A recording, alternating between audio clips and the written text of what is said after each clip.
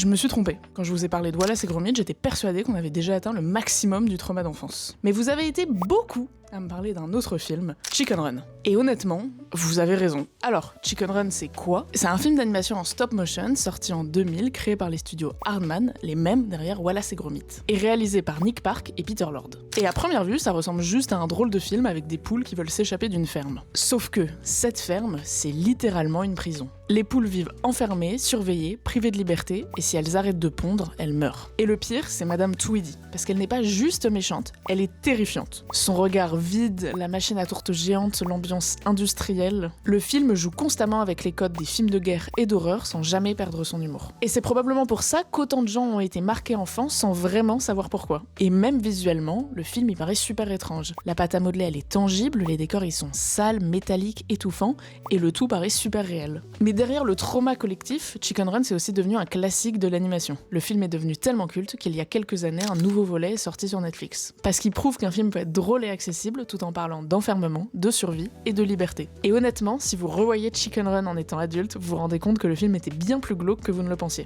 Et vous, c'était quoi votre plus gros trauma d'animation quand vous étiez enfant? Moi, c'est Kezako et je vous parle d'animation.